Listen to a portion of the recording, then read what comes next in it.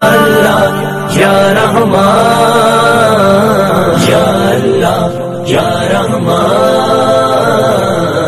کے اسٹیٹس کو اونچا کرنا چاہتے ہیں، اپنے خاندان کے نام کو روشن کرنا چاہتے ہیں، تاکہ لوگ ہمارے بھائی کی شادی یا چاچا کی شادی کو دیکھ کر لوگ پورے گاؤں کے اندر کہیں کہ فلاں کی بیٹیوں نے بہت اچھا ڈانس کیا تھا، فلاں کے بیٹوں نے بہت اچھا ڈانس کیا تھا۔ اے مذہب اسلام کے ماننے والوں، اپنے دل کی تختی کو کھول کر نئی بات کو نوٹ کرو کہ حقیقت میں کسی کے ناچ اور گانے سے کسی کے خاندان کا اسٹیٹس اونچا نہیں ہوتا ہے، کسی کے خاندان کا نام روشن نہیں ہوتا ہے، بلکہ اے مسلمانوں، جو تمہاری ناچ کو دیکھ کر تالیاں بجاتے ہو، وہی چوراہوں پر کھڑے ہو کر، چوراہوں پر بیٹھ کر تمہارے خاندان کی عزتوں کو اچھالتے ہوئے نظر آتے ہیں۔ اگر تم چاہتے ہو کہ تعلیمات مصطفیٰ عام ہو، تمہارے خاندان کا اسٹیٹس اونچا ہو، تمہارے خاندان کا نام روشن ہو، تو اے مسلمانوں، شادی کے موقع پر جہاں تم ڈانس اور ناچ کے پروگرام کو رکھتے ہو، وہیں پر ڈانس اور ناچ کے پروگرام کو چھوڑ کر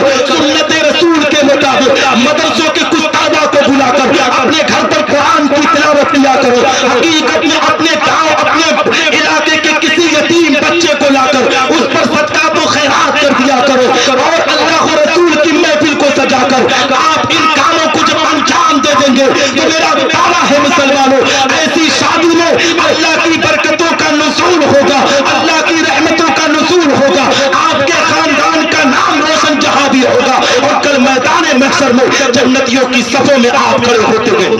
بہت خوب، ماشاءاللہ، سبحان اللہ، بہت خوب۔ لیکن آج تو شادی کا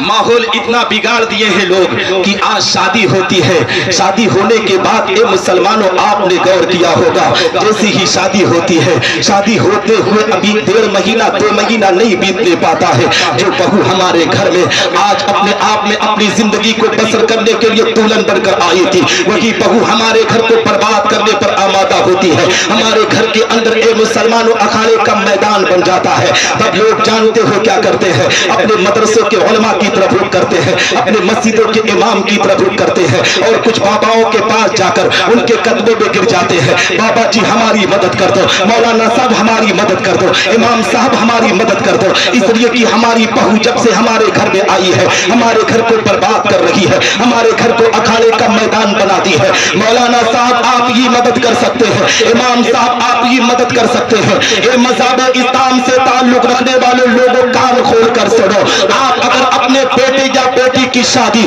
سنت رسول کے مطابق کرو گے تو بڑی ذمہ داری کے ساتھ یہ پیغام دے رہا ہو کہ آپ کو کسی مولانا کے پاس جانے کی ضرورت نہ پڑے گی، کسی امام کے پاس جانے کی ضرورت نہ پڑے گی، کسی بابا کے پاس جانے کی ضرورت نہ پڑے گی، بلکہ اے مسلمانوں جب سنت رسول کے مطابق تم اپنے